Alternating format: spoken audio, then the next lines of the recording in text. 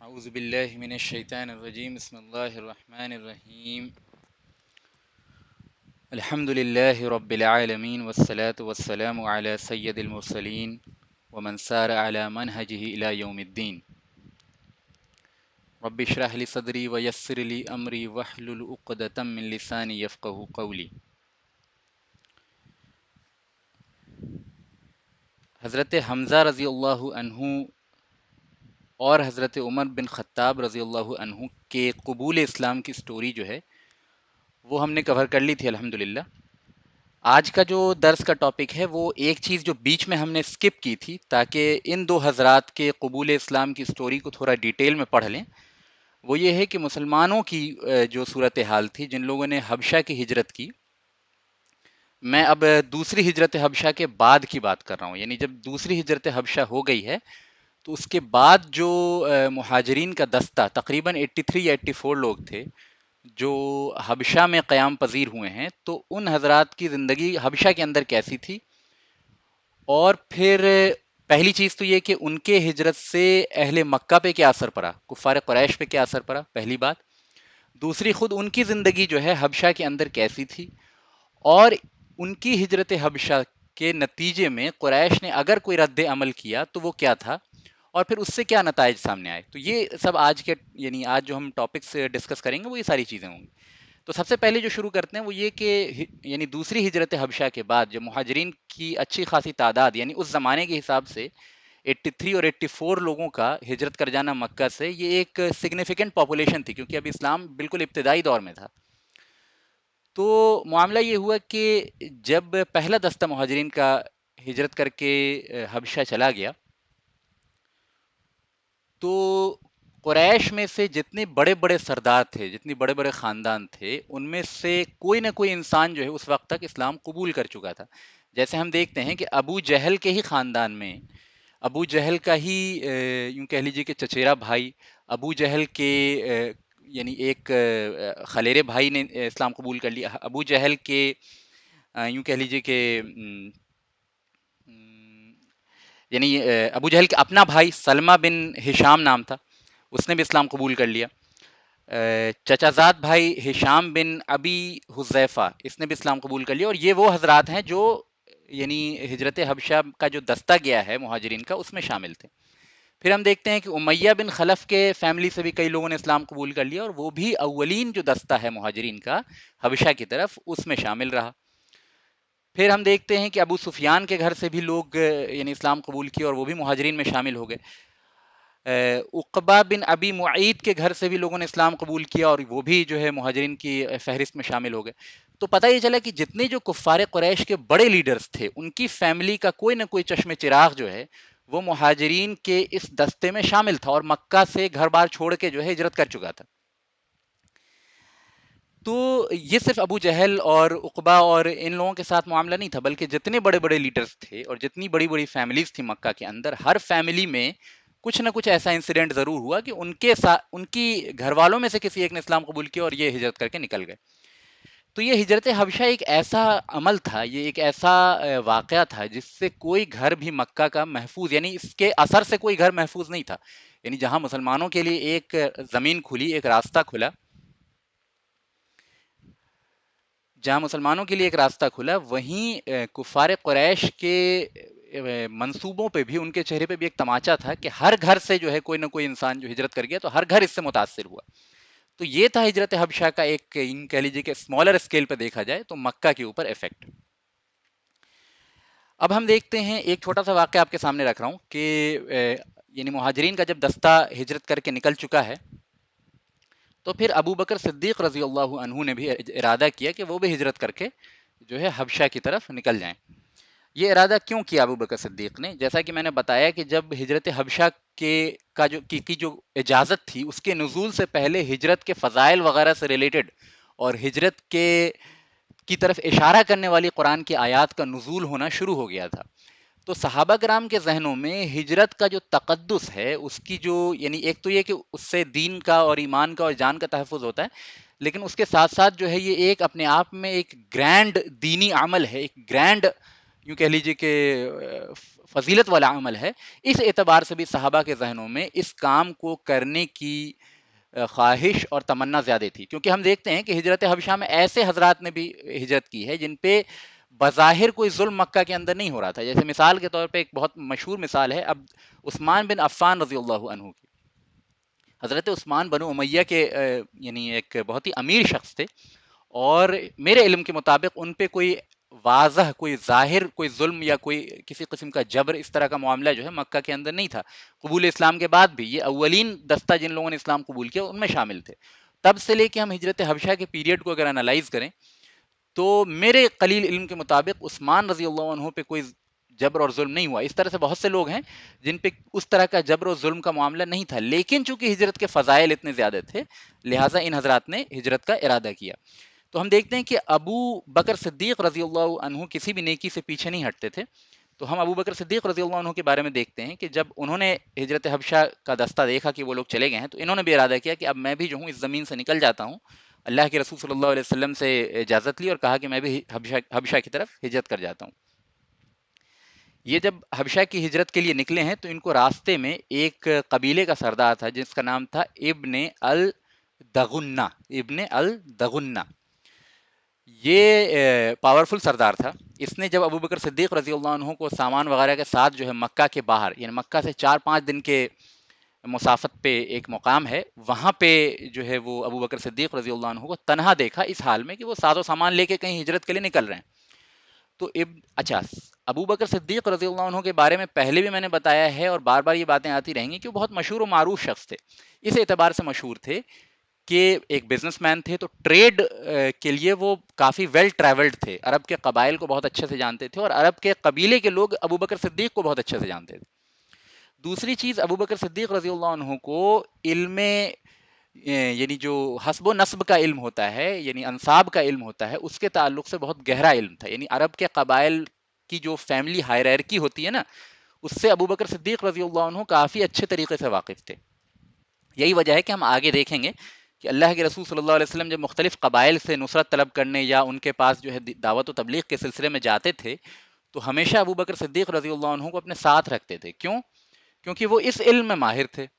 اب اللہ کے رسول صلی اللہ علیہ وسلم ابو بکر صدیق رضی اللہ عنہ کے نسب کے علم کا استعمال کر کے جو ہے قبائل سے فیملیارٹی بڑھاتے تھے، ہے نا، اور یہ بالکل جائز طریقہ ہے اور بالکل یہ حکمت کے تقاضے کے عین مطابق ہے. تو اس وجہ سے ابو بکر صدیق کو بھی عزت حاصل تھی کیونکہ عرب کے نزدیک جو ہے نسب وغیرہ کی اہمیت بہت زیادہ تھی، ہے نا. تو ابن دغنہ نے ابو بکر صدیق رضی اللہ عنہ کو جب دیکھا اس حال میں تو اس نے کہا کہ ابو بکر کہاں کا ارادہ ہے؟ تو ابو بکر صدیق رضی اللہ عنہ نے کہا کہ میں اپنے رب کی عبادت اس زمین میں نہیں کر پا رہا ہوں، ہے نا. مشرکین اور کفار قریش جو ہیں مجھ پہ ظلم و ستم کر رہے ہیں، لہٰذا میں چاہ رہا ہوں اپنے بھائیوں سے مل لوں تاکہ اس زمین میں جو ہے میں اللہ کی عبادت سکون سے کر سکوں. تو ابن دغنہ جو تھا تھوڑا سا غیرت مند انسان تھا اور ابو بکر صدیق رضی اللہ عنہ ایز اے ہیومن ایسٹ دیکھتا تھا کہ آپ بہت صاحب عزت تھے، آپ علم کے اعتبار سے بہت اعلیٰ مقام رکھتے تھے، آپ زبان کے اعتبار سے بہت اعلیٰ مقام رکھتے تھے، آپ بہت نیک تھے، ہے نا. یعنی جاہلیت میں بھی اپنے یعنی دور شرک میں بھی ابو بکر صدیق رضی اللہ عنہ اپنی عام انسانی یعنی خصوصیات کے بنا پہ مشہور تھے. اور جو اچھے اوصاف ہوتے ہیں انسانوں کے، یعنی غریبوں کی مدد کرنا، کمزور بے سہارا کی مدد کرنا، ہے نا، لوگوں کو مال دینا، لوگوں کو غلاموں کو آزاد کرنا خرید خرید کے، تو اس طرح کے معاملات جو ہیں ابو بکر صدیق رضی اللہ عنہ اکثر کیا کرتے تھے. تو ابن الدغنہ نے کہا کہ نہیں اے ابو بکر صدیق، تم جیسا آدمی جو ہے مکہ سے نہیں نکالا جا سکتا. اللہ کی قسم تم تو اس معاشرے کی زینت ہو، تم کمزوروں کو کما کر دیتے ہو، تم صلہ رحمی کرتے ہو، تم عاجز لوگوں کے بار کو اٹھاتے ہو، تم مہمان نوازی کرتے ہو، نیک کاموں میں لوگوں کی مدد کرتے ہو. واپس چلو، میں تمہیں اپنی پناہ میں لیتا ہوں اور اپنے ہی شہر میں اپنی رب کی عبادت کرو. اب یہ عرب کے اندر ایک کسٹم یہ تھا جس کے بارے میں نے پہلے بھی بیان کیا، اب پھر سے بیان کر دیتا ہوں کہ وہ عرب میں نا زبان کی بڑی اہمیت تھی. تو اگر زبان سے کوئی قبیلے کا ایک اہم شخص جو ہے، ایک سردار جو ہے، وہ اگر کسی کو پناہ دے دے کہ فلاں شخص میری پناہ میں ہے تو باقی لوگ جو ہے اس شخص کو نہیں چھیڑتے تھے، اس کو پریشانی نہیں یعنی پہنچاتے تھے، اس کو کسی طریقے سے تکلیف نہیں پہنچاتے تھے. تو یہ عرب کا کسٹم تھا، یہ وائڈلی ایکسیپٹڈ پریکٹس تھی. اب ابن الدغنہ نے چونکہ اعلان کر دیا مکہ کے اندر جا کے کہ ابو بکر جو ہے ابو قحافہ کا بیٹا یعنی ابو بکر میری پناہ میں ہے، لہٰذا اسے جو ہے اس کے رب کی عبادت کرنے سے کوئی نہ روکے۔ تو ہم دیکھتے ہیں کہ مشرکین کے اندر بھی بعض دفعہ اچھے یعنی خصوصیات ہوتی ہیں، اور صحابہ کرام ابتدائی دور میں مشرکین کی بعض اچھائیوں سے نفع اٹھانے میں کوئی گریز نہیں کرتے تھے،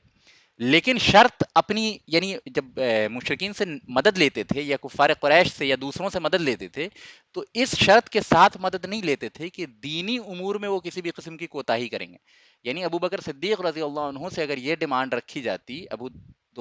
دغنہ جو ہے یہ ڈیمانڈ رکھتا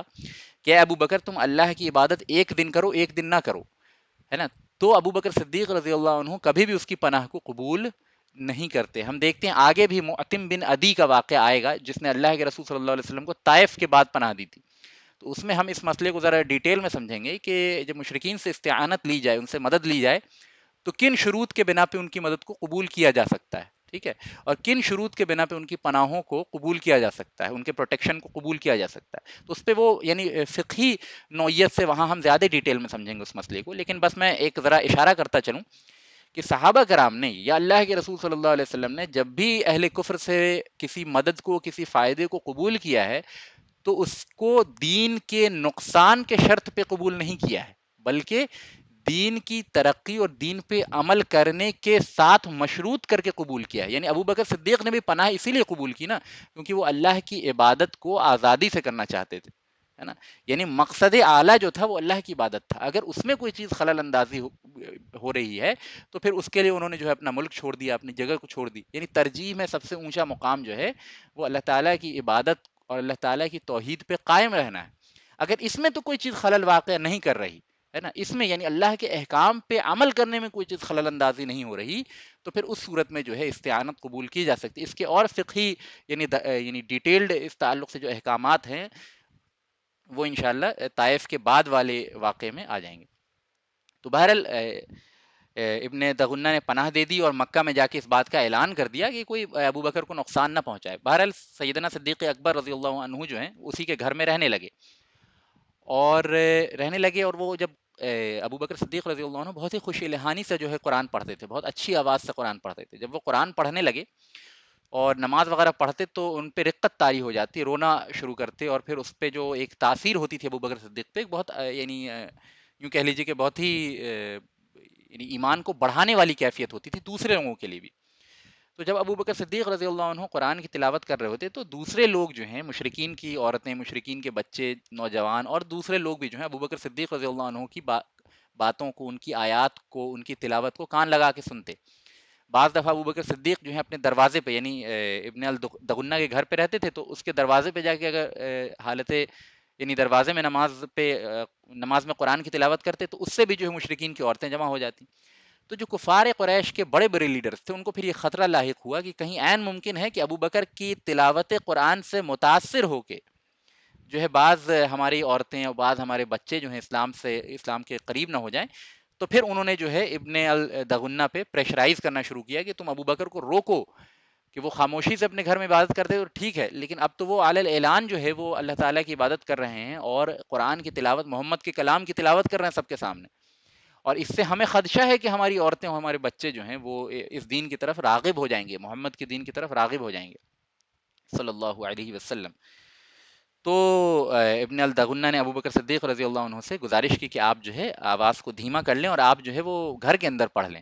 ٹھیک ہے۔ تو ابو بکر صدیق رضی اللہ عنہ نے ایک دو دن تو یہ کیا، لیکن پھر ان کی غیرت اس بات کو گوارا نہیں کی کہ وہ جو ہے اس پناہ کے ساتھ اس اظہار دین اور اس تبلیغ دین سے باز آ جائیں، کیونکہ یعنی ہم دیکھتے ہیں، شروع سے ہی دیکھ رہے ہیں کہ اللہ کے رسول صلی اللہ علیہ وسلم کے بعد اہل ایمان میں سب سے ایکٹیو دعوت و تبلیغ میں ابو بکر صدیق ہی ہیں رضی اللہ عنہ، جبکہ سب سے پہلے جب ابو بکر صدیق رضی اللہ عنہ نے اسلام قبول کیا تو اگلے ہی دن ان کے ہاتھ پہ 6 اور حضرات نے جو ہے اسلام قبول کیا، جس میں عثمان بن عفان بھی شامل ہے، ٹھیک ہے، تو پتہ یہ چلا کہ ابو بکر صدیق رضی اللہ عنہ کی شخصیت ویسی نہیں تھی کہ وہ اپنے ذاتی عمل پہ جو ہے وہ خوش ہو کے مطمئن ہو کے رہ سکتے تھے، بلکہ وہ دعوت و تبلیغ میں کسی بھی قسم کی کوتاہی یا دعوت و تبلیغ میں کوئی بھی حائل اور رکاوٹ کو برداشت نہیں کرتے، لہٰذا انہوں نے یعنی ایک اچھے طریقے سے کوئی بدتمیزی کیے بغیر جو ہے ابن الدغنہ سے انہوں نے کہا کہ تم اپنی پناہ جو ہے واپس لے لو، میرے لیے یہ روا نہیں ہے، میرے لیے یہ درست نہیں ہے کہ میں جو ہوں اس قرآن کو بآواز بلند پڑھنا جو ہے چھوڑ دوں اور اس دعوت و تبلیغی کام کو چھوڑ دوں، لہٰذا ابن الدغنہ نے جو ہے پناہ واپس لے لی اور کعبے میں جا کے اعلان کر دیا، لیکن ابو بکر صدیق نے اب دوبارہ ہجرت نہیں کی، یہ اس میں بھی اللہ تعالیٰ کی منشا اور حکمت تھی کہ اللہ تعالیٰ کو یعنی منظور تھا کہ رسول اللہ صلی اللہ علیہ وسلم کے یعنی یار غار جو بنے اور ہجرت کے ساتھی جو بنے، جو آپ صلی اللہ علیہ وسلم جب مدینے کی طرف ہجرت کریں گے ابھی اس واقعے سے تقریباً 7 سال 6.5 سال بعد، تو اس وقت جو آپ صلی اللہ علیہ وسلم کے رفیق ہوں، ساتھی ہوں، وہ سیدنا صدیق اکبر ہوں، اور لہٰذا ابو بکر صدیق رضی اللہ عنہ کے لیے اللہ تعالیٰ کو وہ فضیلت ثابت کرنی تھی جو تا قیامت یعنی تا قیامت کسی کے لیے بھی ثابت نہیں ہے، اور تمام اصحاب رسول میں کسی کو بھی وہ شرف اور وہ مقام حاصل نہیں جو ابو بکر صدیق کو حاصل ہونا یعنی ہوگا۔ تو ہم دیکھتے ہیں کہ اگر یہ ہجرت کر جاتے ابو بکر صدیق تو اس فضیلت تامہ سے محروم ہو جاتے جس سے آج ابو بکر صدیق رضی اللہ عنہ کو ہم یاد کرتے ہیں، اور قرآن مجید نے بھی یعنی غالباً جہاں تک مجھے یاد آ رہا ہے سورۃ توبہ کے اندر اللہ تعالیٰ نے جو ہے وہ ابو بکر صدیق رضی اللہ عنہ کا ذکر فرمایا ہے کہ جب وہ ہجرت کی موقع پہ اللہ کے رسول صلی اللہ علیہ وسلم کے ساتھ جو ہے وہ غار کے اندر تھے، اور اللہ تعالیٰ وہ والا واقعہ جب ہجرت میں آئے گا تو اس کی تفصیل آ جائے گی، لیکن اس واقعے کی طرف اشارہ جو ہے وہ اللہ تعالیٰ نے غالباً جہاں تک مجھے یاد آ رہا ہے سورۃ توبہ کے اندر فرمایا، تو یہ وہ فضیلت ہے کہ یعنی صحابہ میں اصحاب رسول صلی اللہ علیہ وسلم میں صراحتاً بالکل کلیئر کٹ نام لے کے صرف ایک صحابی کا ذکر آیا ہے، وہ زید بن حارثہ ہیں، ان کا ذکر سورہ احزاب میں آیا ہے، جب ہم وہاں پڑھیں گے تو سمجھ لیں گے، لیکن اشارتاً سب سے کلیئر کٹ ذکر جو قرآن مجید میں کسی صحابی کا آیا ہے وہ تو ابو بکر صدیق رضی اللہ عنہ کا آیا ہے۔ جی جی جی بالکل بالکل، تو یہ تھا ابو بکر صدیق رضی اللہ عنہ کے ہجرت کا جو اٹمپٹ تھا ان کا حبشہ کی طرف، اس کا واقعہ۔ اب اس کے بعد ہم چلتے ہیں یعنی جب مسلمانوں نے ہجرت حبشہ کر لی اور وہاں وہ رہنے لگے تو کفار قریش کی یہ بات برداشت نہیں ہوئی، اور اس کے کیا اثرات ہو رہے تھے قریش کے اوپر وہ بھی میں نے آپ کو بتا دیا۔ تو مشرکین قریش نے یہ ڈیسائیڈ کیا کہ نجاشی کے پاس یعنی نیگس کو انگریزی میں کہتے ہیں، ابیسینیا یعنی حبشہ کا جو کنگ تھا، اس کے پاس اپنا کوئی ریپرزنٹیٹیو، کوئی عقلمند، کوئی ذہین و خطیب آدمی بھیجا جائے جو وہاں جا کے جو ہے مسلمانوں کو حبشہ میں جو پروٹیکشن حاصل ہے، جو کنگ نے وہاں مسلمانوں کو پروٹیکشن دیا ہوا ہے، امان دیا ہوا ہے، اس کو وہاں سے واپس لے آئیں اور مسلمانوں کے پورے دستے کو جو ہے وہ یعنی کچھ ایسا معاملہ کریں کہ کنگ کو یعنی نجاشی کو بدزن کر دیں وہاں کے مسلمانوں سے، تاکہ وہ واپس بھیج دے جو ہے، اور تاکہ یہ پھر یہ لوگ 83-85 لوگ جو ہیں واپس آ جائیں مکے کے اندر، اور پھر جو ہے ان کے اوپر ظلم و ستم کا معاملہ جو ہے شروع ہو جائے۔ تو اسی ارادے سے قریش نے 2 لوگوں کا انتخاب کیا، اور یہ دونوں بڑے ذہین، اور دونوں کے بارے میں ذرا سا یعنی ایک تو ہیں جو بہت زیادہ مشہور نہیں ہیں، جن کا نام ہے عبداللہ ابن ابی ربیعہ، عبداللہ ابن ابی ربیعہ۔ یہ کون ہیں؟ یہ ہیں ابو بکر صدیق، سوری معاف کیجیے گا، یہ ابو جہل کے رضاعی بھائی، ابو جہل کا رضاعی بھائی تھا یہ، رضاعی بھائی کہتے ہیں کہ یعنی دودھ شریک بھائی جس کو کہہ لیجیے، کہ اس اعتبار سے یہ عبداللہ ابن ابی ربیعہ یہ بنو مخزوم سے تھا، اور خطابت میں بہت مشہور تھا، اور یہ ذہین آدمی تھا، پولیٹیکلی بہت یعنی کنگ وغیرہ کے دربار میں جاتا رہتا تھا، تو اس کو آئیڈیا تھا کہ بادشاہوں سے کس طرح کلام کرتے ہیں اور کس طرح جو ہے ان کو اپنی بات منوانی ہوتی ہے۔ دوسرے شخص کے بارے میں جان لیجئے، ان کا نام ہے عمرو بن العاص، عمرو بن العاص، عمرو بن العاص انتہائی ذہین انسان، یعنی یہ بعد میں انہوں نے اسلام قبول کر لیا تو یہ صحابی رسول ہو گئے، اور پھر بعد میں انہوں نے جو ہے وہ ہم دیکھتے ہیں کہ حضرت عمر رضی اللہ عنہ کے دور میں جو مصر فتح ہوا ہے تو اس میں یہ کمانڈر ان چیف تھے، تو ان کو فاتح مصر بھی کہا جاتا ہے، لیکن انہوں نے اسلام قبول کیا صلح حدیبیہ کے بعد، تو اس کا ذکر بعد میں آئے گا، لیکن ابھی اس وقت جو ہے یہ کافر تھے، اور کافر بھی ایسے ویسے نہیں تھے بلکہ بہت ذہین آدمی تھے یہ، یعنی ہی was very motivated to cause harm to Islam and Muslims, اور یہ یعنی ہم آگے بھی دیکھتے ہیں کہ ان کی ذہانت وغیرہ کو اللہ کے رسول صلی اللہ علیہ وسلم نے ایک جنگ میں ان کو قائد بنا کے بھیجا، اور ان کی ذہانت کو حضرت عمر رضی اللہ عنہ نے بہت استعمال کیا. یعنی even after he became Muslim he was very intelligent. تو ان کو پتا تھا کہ کس طرح جو ہے ملک کو فتح کرنا ہے, پلاننگ کیسے کرنی ہے, وار اسکیچ کیسے بنانا ہے, بلو پرنٹ کیسے بنانا, یہ ساری چیزوں میں ماہر تھے. تو بعد میں بھی یعنی خلفائے راشدین میں حضرت عمر رضی اللہ عنہ نے ان کی اس صلاحیت کا استعمال کیا, اور اللہ کے رسول صلی اللہ علیہ وسلم نے بھی ایک جو ہے جنگ کے اندر ان کو قائد بنا کے بھیجا تھا. لیکن اس وقت کافر تھے, ذہانت ان کی بہت زیادہ تھی, اور نجاشی کے کورٹ میں یہ اکثر جایا کرتے تھے. تو نجاشی ان کو پرسنلی جانتا تھا, عمر بن العاص کو پرسنلی نجاشی جانتا تھا. یہ بزنس وغیرہ کے ٹرپ لگایا کرتے تھے وہاں حبشہ کی. تو ان دو حضرات کو بھیجا قریش نے کہ جاؤ تم نجاشی کے پاس سے مسلمانوں کو واپس لے کے آؤ. تو اس تعلق سے میں چاہوں گا کہ آپ کے سامنے اس تعلق سے میں 3 روایتیں پڑھوں گا. اس میں ایک روایت ہے جو بہت تفصیلی ہے, یعنی جو جس کو روایت کرتی ہیں ام سلمہ,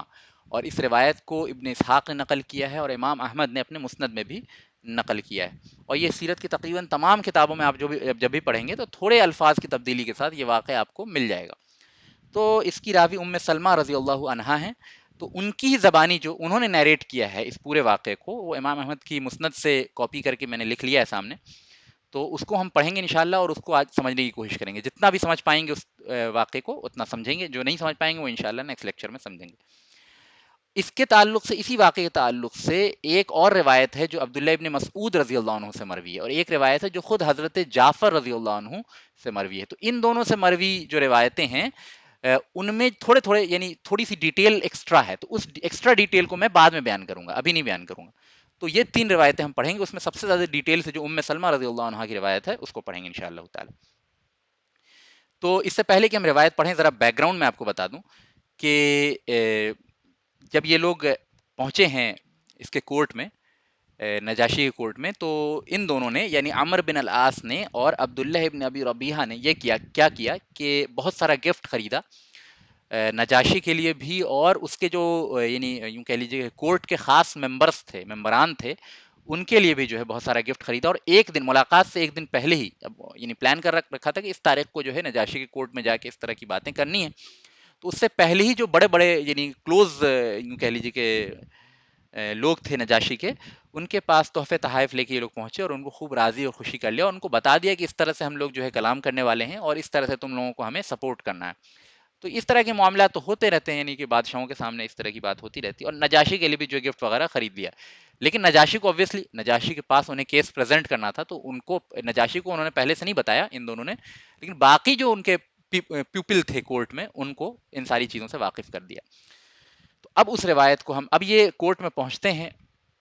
یعنی نجاشی کے, تو جو واقعہ ام سلمہ نیریٹ کر رہی ہیں رضی اللہ عنہا, اس کو ہم پڑھتے ہیں انشاءاللہ تعالی.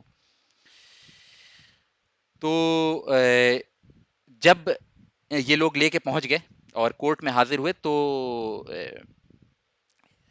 عمر بن عاص نے خطاب کیا نجاشی کے سامنے کہ نجاشی, ہمارے درمیان میں سے چند بیوقوف لوگ ہیں, چند صفحاء بیوقوف قسم کے نوجوان ہیں جو جنہوں نے اپنا ایک نیا دین ایجاد کر لیا ہے, اور اس دین میں وہ کیا کرتے ہیں کہ ہمارے آباء و اجداد کو برا کہتے ہیں, ہمارے معبودان کی توہین کرتے ہیں, اور وہ آپ کے دین میں بھی داخل نہیں ہوئے ہیں, اور انہوں نے جو ہے ہمارے ملک میں ہمارے علاقوں میں بہت فتنہ فساد پھیلا دیا ہے, اور وہ اب آپ کے علاقے میں چلے آئے ہیں, آپ کے گھر بار کو توڑنے چلے آئے ہیں, آپ کے فیملیز کے درمیان جو ہے وہ اختلافات جو ہے کرنے چلے آئے ہیں. لہٰذا اے نجاشی, آپ ان لوگوں کو ہمارے پاس واپس بھیج دیں. تو نجاشی نے ساری بات سنی, اور پھر جو ہے وہ مسلمانوں کے ڈیلیگیشن کو بلایا کہ یہ عمر بن العاص اور یہ عبداللہ ابن ابی ربیحہ کیا کہہ رہے ہیں تم لوگوں کے بارے میں, اور تم لوگوں کا کیا معاملہ ہے. تو یہ وہ موقع تھا کہ حضرت جعفر رضی اللہ عنہ جعفر بن ابی طالب, یہ علی رضی اللہ عنہ کے بھائی ہیں, بڑے بھائی ہیں, اور ابو طالب کے بیٹے تھے, اسلام قبول کر چکے تھے. اور اللہ کے رسول صلی اللہ علیہ وسلم نے ان کو قائد بنا کے, ان کو لیڈر بنا کے بھیجا تھا مہاجرین حبشہ کا. تو یہ آگے آئے اور انہوں نے خطاب کیا ہے نجاشی کے سامنے, اور وہ خطاب بہت ہی اہم ہے, اس اعتبار سے اہم ہے کہ یہ خطاب ہمیں سمجھ دیتا ہے, ہمیں ونڈو دیتا ہے, ہمیں انڈرسٹینڈنگ پیدا کرتا ہے کہ ابتدائی اسلام میں اسلام کی بنیادی تعلیمات کیا تھیں, اور کن باتوں پہ حضرت جعفر رضی اللہ عنہ نے زور دیا کنگ کے سامنے, اور کس طرح جو ہے اپنی وضاحت پیش کی, اور کس طرح ان کی جو یعنی کہ اعتراضات تھے اس کا جواب دیا. تو اس یعنی یہ خطبہ جو ہے حضرت جعفر کا، اس کو ہم تفصیل سے آگے پڑھیں گے. آج تو یہ یعنی ہم خطبے کے بس آپ کو سامنے ٹرانسلیشن رکھ دیں گے. نیکسٹ لیکچر جو ہوگا اس میں ہم اس خطبے کو توڑ توڑ کے سمجھیں گے کہ حضرت جعفر نے یہ بات کہی تو اس کا کیا مطلب تھا، اور اس سے ہمیں کیا حکمت کی باتیں سمجھ میں آتی ہیں. تو یہ انشاءاللہ اگلے ٹرن پہ ہو پائے گا، آج تو نہیں ہو پائے گا. لیکن آج ہم کوشش کریں گے کہ یہ خطبہ کم سے کم اجمالی طور پہ آپ کے سامنے آ جائے، اس کا ترجمہ آپ کے سامنے آ جائے، تاکہ آپ کے ذہن میں رہے کہ یہ خطبے میں بات کیا ہو رہی ہے، اور پھر اس خطبے کو ہم بریک ڈاؤن کر کے انشاءاللہ نیکسٹ لیکچر میں پڑھیں گے. تو حضرت جعفر نے خطاب شروع کیا، وہ خطاب آپ کے سامنے ہے. یہ الفاظ مسند احمد کے ہیں. تو فرماتے ہیں ایھا الملک، یعنی اے بادشاہ،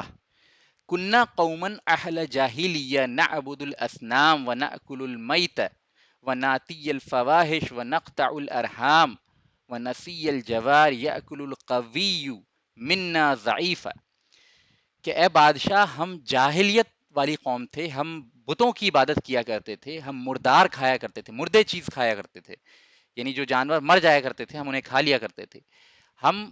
بہت زیادہ فحش چیزوں میں انوالو تھے، بہت ہی بے حیائی کے کاموں میں انوالو تھے، اور ہم رشتہ داریوں کو توڑا کرتے تھے. نقطع الارحام، رحم والے جو رشتے ہیں ان کو توڑا کرتے تھے. اس سے کیا مراد ہے آگے ہم اس کی تفصیل سمجھیں گے کہ اول الارحام سے مراد کیا ہوتا ہے، رحم والے رشتے سے مراد کیا ہوتا ہے. وہ انشاءاللہ جب ہم اس تقریر کو بریک ڈاؤن کریں گے تو سمجھیں گے. ابھی بس ترجمہ میں آپ کے سامنے کر رہا ہوں. اور اے بادشاہ، ہم پڑوسیوں کا جو ہے وہ کے ساتھ برا سلوک کیا کرتے تھے،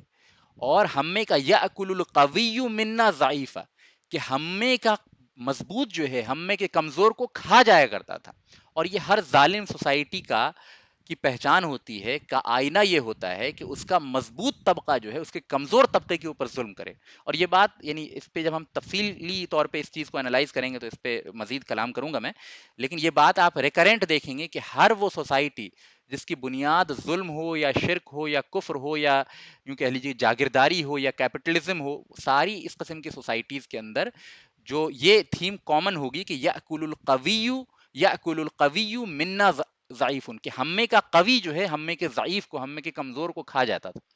فَكُنَّا عَلَى ذَلِكَ حَتَّى بَعَثَ اللَّهُ إِلَيْنَا رَسُولًا، کہ اے بادشاہ ہم اسی حالت پہ قائم تھے یہاں تک کہ اللہ تعالیٰ نے ہمارے جانب جو ہے ایک رسول بھیجا. اب یہ دیکھیے پورا کنٹیکسچوائلائزیشن کر رہے ہیں. حضرت جعفر نے بات کو بس بیچ سے شروع نہیں کیا، اور سوال یعنی اعتراضات کے بوچھار کو صرف سوال جواب کی حد تک محدود نہیں رکھا، کیونکہ ہم اس سے ایک اصول پتہ چلتا ہے نا کہ جب بھی ہم دعوت دیں اور اعتراضات کو ڈیل کریں تو اجمالی طور پہ اصولی گفتگو کریں، کیونکہ ہر چھوٹی چھوٹی بات کا آپ اگر بیک ٹو بیک بحث کر کے جواب دیتے رہیں گے تو کبھی جو ہے ڈسکشن اینڈ نہیں ہوگا. تو پہلے ہم دیکھتے ہیں کہ جعفر رضی اللہ عنہ نے کنٹیکسچوائلائزیشن کیا، پوری سچویشن بیان کی عرب کی، اور خاص طور پہ یعنی کہ وہ حجاز کے علاقے کی، کہ اے بادشاہ ہم ان حالتوں پہ تھے. فَكُنَّا عَلَى ذَلِكَ حَتَّى بَعَثَ اللَّهُ إِلَيْنَا رَسُولًا، کہ ہم اسی حالت پہ قائم تھے یہاں تک کہ اللہ تعالیٰ نے ہمارے جانب جو ہے رسول بھیجا، منا ہمارے درمیان میں سے، نعرف نسبہ وصدقہ وامانتہ وعفافہ فدعانا الى اللہ لنوحدہ ونعبدہ ونخلع ما كنا نعبد نحن وآباؤنا من دونه من الحجارة والاوثان. اور یعنی ہمارے درمیان میں سے رسول بھیجا، کیسا رسول؟ نعرف نسبہ، جس کے نسب کو، جس کی جنریشن کو، جس کی فیملی ٹری کو، جس کی پوری یعنی کہ فیملی سٹرکچر کو ہم جانتے تھے. یہ بھی انسان یعنی انسان کی فیملیئرٹی کے لیے ضروری ہوتا ہے. جیسے ہم لوگ بھی کسی سے ملتے ہیں یا آپ بھی کسی سے ملتے ہیں تو جب آپ کو معلوم چلتا ہے کہ فلاں شخص جو ہے وہ آپ ہی کے علاقے کا ہے، فلاں خاندان سے ہے، اور فلاں صاحب کا بھتیجا ہے، اور فلاں صاحب کا بھانجا ہے، اور فلاں صاحب کا بیٹا ہے، تو کیا ہوتا ہے کہ وہ ایک جو آئس ہوتا ہے وہ بریک ہوتا ہے، انسان شکوک و شبہات کا جو معاملہ ہوتا ہے وہ ذرا دور ہو جاتا ہے. تو نسب جاننے سے، فیملی جاننے سے یہ چیزیں جو ہے وہ تھوڑا آسانی ہوتی ہے انسان کو چیزوں کو سمجھنے میں. اور عرب کے نزدیک تو یہ چیز اور زیادہ اہم تھی. وصدقہ، یعنی وہ رسول ہمارے درمیان میں سے ایسا تھا جس کے نسب کو بھی ہم جانتے تھے، جس کی صداقت کے بھی ہم قائل تھے، جس کی امانت کو بھی ہم جانتے تھے، جس کی پاک دامنی کو بھی ہم جانتے تھے. فدعانا الی اللہ تعالی، تو اس نبی نے ہمیں بلایا کس کی طرف؟ اللہ تعالیٰ کی طرف، تاکہ ہم اللہ تعالیٰ کی واحد، اللہ تعالیٰ کو واحد جانیں ہر اعتبار سے، اس کی عبادت میں اس کو واحد جانیں، اس کے اسماء و صفات میں اس کو واحد جانیں، اس کی حاکمیت میں اس کو واحد جانیں، اس کی ربوبیت میں اس کو واحد جانیں، ہر معاملات میں جو ہے وہ اللہ تعالیٰ کو ہم واحد جانیں. وَنَعْبُدُهُ، اور اس کی ہم عبادت کریں، اور اللہ کے ماں سوا جتنے معبودان باطل ہیں جن کی عبادت ہمارے باپ داداؤں نے کی، خود ہم نے کی، ان سب کو چھوڑ دیں، چاہے وہ پتھروں میں سے ہوں، چاہے وہ بتوں میں سے ہوں. وَأَمَرَ بِالصِّدْقِ، اور اس نبی نے ہمیں جو ہے وہ سچائی کا حکم دیا، صدق الحدیث، اس نبی نے ہمیں سچی بات کا حکم دیا، وَأَدَاءَ الْأَمَانَةَ، اور ہمیں اس بات کا حکم دیا کہ ہم امانت کو جو ہے ادا کریں، وَصِلَ الرحم، اور ہمیں رشتہ داریوں کو جوڑنے کا حکم دیا، اور پڑوسیوں کے ساتھ اچھا سلوک کرنے کا حکم دیا، اور ہمیں یعنی حرام چیزوں سے بچنے، حرام چیزوں سے اپنے ہاتھ کو روکے رکھنے کا حکم دیا، و دماء، یعنی خون سے بھی ہمیں روکنے کا حکم دیا، یعنی بیجا جو خون، قتل و غارت گری ہمارے یہاں ہوتی تھی، اس سے بھی اس نبی نے ہمیں روکا، وَنَحَانَا عَنِ الْفَوَاحِشِ، اور ہر قسم کی بیہودہ بدتمیزی اور فحش چیزوں سے جو ہمیں روکا، وَقَوْلَ الزَّوْرِ، وَأَكْلَ مَالَ الْيَتِيمِ وَقَذَفَ الْمُحْسِنَةَ، اور ہمیں یتیم کا مال کھانے سے روکا، اور پاک دامن عورتوں پہ زنا کی تہمت لگانے سے روکا، یعنی یہ برائیاں عام تھی عرب کے اندر، اور بہت سی سوسائٹیز میں عام ہوتی ہیں، ان چیزوں سے اس نبی نے ہمیں روکا، وَأَمَرْنَا أَن نَعْبُدَ اللَّهَ، اور اس نے ہمیں حکم دیا کہ ہم اللہ تعالیٰ کی عبادت کریں، وحدہ لا نشرک بہ شیئا، اور اس کو تنہا جانیں اور اس کے ساتھ کسی چیز کو شریک نہ ٹھہرائیں، وَأَمَرْنَا بِالصَّلَاةِ وَالزَّكَاةِ وَالصِّيَامِ، اور اس نے ہمیں نماز کا اور زکوٰۃ کا اور روزے کا حکم دیا، اور پھر اور چند احکامات کا حکم دیا، لہٰذا ہم نے اس کی تصدیق کی، وآمنا بھی، اور اس پہ ایمان لائے، واتبعناہ علی ما جاء به، اور اس چیز کی اتباع کرنی، اے بادشاہ ہم نے اس چیز کی اتباع کرنی شروع کر دی جس کے ساتھ وہ نبی آیا تھا، یعنی اس کلام اللہ کی، اور ہم نے اللہ کی عبادت کی، اللہ کو تنہا جانا، ہم نے اللہ کے ساتھ کسی کو شریک نہیں کیا، اور ہم نے جن چیزوں کو اس نبی نے ہمارے اوپر حرام کی تھی اس کو حرام جانا، وَأَحْلَلْنَا مَا أُحِلَّ لَنَا، اور ان چیزوں کو حلال جانا جس کو اس نبی نے ہمارے لیے حلال کیا تھا، اور جب ہم ان چیزوں کو کرنے لگے، فَعَذَّبُونَا، تو ہماری قوم نے ہمیں عذاب دیا، بہت پریشان کیا، بہت طرح کی سزائیں دیں، وَفَتَّنُونَا، اور ہمیں فتنے میں مبتلا کیا، ان دیننا، ہمارے دین میں ہمیں فتنے میں مبتلا کیا، یعنی اتنی ہمیں اذیت دی، اتنی پریشانی دی کہ ہم دین سے پھر جائیں، لیردونا لیرد لیورد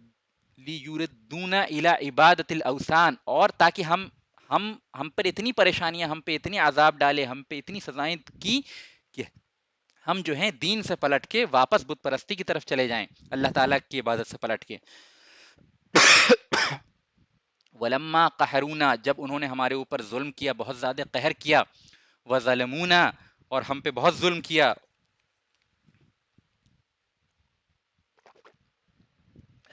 وشقوا علینا، اور جب ہم پہ بہت زیادہ شاق کر دیا معاملے کو، وحالو بیننا و بین دیننا، جب ہمارے اور ہمارے دین کے درمیان وہ حائل بن گئے، خرجنا الی بلدک، تو اے بادشاہ ہم تیرے شہر کی طرف نکل آئے، واخترناک علی من سواک، اور ہم نے آپ کو اختیار کیا آپ کے ماں سوا دوسروں کے اوپر فوقیت دیتے ہوئے، یعنی ہم نے آپ کو چنا آپ کے علاوہ دوسرے لوگوں کے بنسبت، وَرَغِبْنَا فِي جَوَارِكَ، اور ہم نے آپ کے پڑوس میں جو ہے وہ رغبت اختیار کی یا سکونت اختیار کی، وَرَجُونَا عَنْ لَا نُظْلِمُ عِنْدَكَ أَيُّهَا الْمَلِكُ، اور ہم اس بات کے امیدوار ہیں، یا ہم نے اس بات کی امید کی کہ اے بادشاہ ہم پہ آپ کے نزدیک کوئی ظلم نہیں کیا جائے گا۔ تو یہ وہ تقریر تھی جو حضرت جعفر رضی اللہ عنہ نے بادشاہ کے سامنے ارشاد فرمائی۔ ابھی حدیث نہیں ختم ہوئی ہے، تھوڑی سی اور ہے تو ہم اس کو کنٹینیو کرتے ہیں۔ پھر ام سلمہ رضی اللہ عنہ نے آگے بیان کرتی ہیں، فقالت، تو ام سلمہ کے بارے میں ہی ہے کہ وہ فرماتی ہیں، فقال، تو فقال لہو نجاشی، تو نجاشی نے اس سے کہا، یعنی جعفر رضی اللہ عنہ سے کہا، هل معک مما جاء به عن اللہ من شیء، کہ کیا تمہارے پاس کچھ ایسی چیز ہے جس کو لے کے، یعنی جو تمہارے نبی اللہ کے پاس سے جو کلام لے کے آئے ہیں، کیا ان میں سے کوئی نسخہ، کوئی علم تمہارے پاس ہے؟ کیونکہ نجاشی خود بھی بہت بڑے عالم تھے عیسائی مذہب کے۔ اور میں ایک چیز بتانا ذرا مس آؤٹ ہو گئی کہ نجاشی یعنی عیسائیوں کے کئی فرقے تھے، اس میں نجاشی جو تھا وہ اس عیسائی فرقے پہ قائم تھا جو ریلیٹیولی توحید سے قریب تر تھی، اور ان کے ہاں جو ٹرینٹی کا کانسیپٹ ہے عیسیٰ علیہ السلام کا، وہ ان کے ہاں موجود نہیں تھا، اگرچہ ان کے ہاں بھی بدعات اور یعنی بعض کفری عقائد تھے موجود، لیکن جتنے بھی فرقے اس زمانے میں عیسائیت کے موجود تھے، جو عیسیٰ علیہ السلام کے متبعین کے جو بھی فرقے اس زمانے میں موجود تھے، ان میں سب سے صحیح ترین جو فرقہ تھا اور سب سے جو قریب الی الحق اقرب جو فرقہ تھا حق کے، وہ یہ فرقہ تھا جس پہ نجاشی قائم تھا۔ اور نجاشی خود بہت بڑے عالم تھے تورات و انجیل کے، لہذا نجاشی نے جو سوال کیا کہ تم اس چیز میں سے کچھ کلام میں سے تلاوت کر کے سناؤ، تو یہ سوال یوں ہی نہیں تھا کہ بس جو ہے کان کو اطمینان ہو اور بس، یعنی کیونکہ نجاشی اس بات کا علم رکھتے تھے کہ اگر وہ کلام، یعنی اتنی باریکی سے ان کو کتاب اللہ کی پچھلی کتابوں کا علم تھا کہ اگر وہ کتاب اللہ سے کچھ سنتے تو وہ پہچان لیتے کہ یہ وہی چیز ہے۔ لہٰذا ہم دیکھتے ہیں آگے، فقال له جعفر نعم، تو جعفر رضی اللہ عنہ نے کہا کہ ہاں میرے پاس ہے۔ پھر نجاشی نے کہا کہ اس میں سے کچھ پڑھ کے سناؤ، تو جعفر رضی اللہ عنہ نے سورہ کا ہا یا عین سین کی ابتدائی کی جو آیات ہیں ان کو پڑھا۔ یہ سورہ مریم ہے در حقیقت۔ تو حضرت جعفر رضی اللہ عنہ نے موقع کی مناسبت دیکھتے ہوئے، کیونکہ سورہ مریم میں حضرت زکریہ کا ذکر ہے، مریم علیہ السلام کا ذکر ہے، یحییٰ کا ذکر ہے، اور بعد میں پھر عیسیٰ علیہ السلام کا ذکر ہے، تو یہ وہ حضرات ہیں جن سے عیسائی جو ہیں وہ قریب تر ہوتے ہیں۔ تو ان انبیاء علیہ السلام کا ذکر چکی، اور ان یعنی انبیاء علیہ السلام میں حضرت عیسیٰ کی ماں مریم کا ذکر جو عیسائیوں کے ہاں بڑی مقدس ہستی ہیں، تو حضرت جعفر نے حکمت کے تقاضے کے تحت ویسی صورت کا چناؤ کیا، سلیکشن کیا جو ان کے یعنی ان کے لیے زیادہ ریلیونٹ محسوس ہوتا، ان کو زیادہ اس سے جو ہے وہ قربت محسوس ہوتی۔ تو بہرحال یہ پڑھ کے سنایا، تو نجاشی نے جب قرآن کی آیات سنی حضرت جعفر رضی اللہ عنہ کے منہ سے، تو نجاشی بہت روئے، یہاں تک کہ ان کی جو داڑھی ہے وہ جو ہے وہ بھیگ گئی۔ وہ بکت اساقفت، یعنی جو لوگ آگے اغل بغل بیٹھے ہوئے تھے نجاشی کے، ان لوگوں نے وہ لوگ بھی، یعنی جب کلام اللہ سنا تو ان پہ بھی ایسی رقت طاری ہوئی کہ وہ بھی خوب روئے، کیونکہ وہ بھی بہرحال علم والے ہی لوگ تھے۔ حتی اخذلوا مصاحفہم، یہاں تک کہ جو ان کے پاس ان کے مصحف تھے، ان کی جو انجیل کے کاپیز وغیرہ رہی ہوں گی ان کے ہاتھوں میں، وہ تک جو ہیں وہ تر ہو گئیں، وہ بھی بھیگ گئی۔ حین سمعوا ما تلا علیہم، جب انہوں نے وہ ساری چیزیں سنی، وہ آیات سنی جو ان کے اوپر تلاوت کی گئیں۔ ثم قال نجاشی، اس کے بعد نجاشی نے کہا، ان ھذا والذی جاء به موسیٰ لیخرج من مشکات واحدۃ، کہ یہ جو چیز ہے جس کے ساتھ یہ نبی آئے ہیں، یہ بعین اسی نور سے، اسی سورس آف لائٹ سے نکلی ہوئی ہے جس کے ساتھ موسیٰ آئے تھے۔ یعنی یہ موسیٰ علیہ السلام کا جو کلام ہے، وہ جس سورس سے، وہ جس لیمپ سے، وہ جس منبع علم سے آیا ہے، اسی منبع علم سے، اسی سورس سے، اسی مصدر سے یہ کلام جو ہے، یہ قرآن جو ہے وہیں سے آیا ہے۔ لہذا نجاشی نے قرآن کے اثرات سے، قرآن کے الفاظ سے، قرآن کی تعلیمات سے اس چیز کا اندازہ لگا لیا کہ یہ بیان وہیں سے، یعنی اللہ رب العالمین کی طرف سے ہی جو ہے یہ نازل ہوا ہے، اور یہ جو کلام موسیٰ کے اوپر نازل ہوا تھا اسی سورس سے یہ کلام آیا ہے۔ پھر نجاشی نے کہا کہ فواللہ، میں اللہ کی قسم کھا کے کہتا ہوں، لا اسلمہم الیکم ابدا، کہ میں کبھی بھی تم لوگوں کو ان کے حوالے نہیں کروں گا۔ یعنی نجاشی نے اس بات کا وعدہ کیا مسلمانوں سے کہ میں کبھی بھی جو ہے عمر بن العاص اور قریش کے ڈیلیگیٹس کے حوالے جو ہے تم لوگوں کو نہیں کروں گا۔ تو اس کے بعد کیا ہوا کہ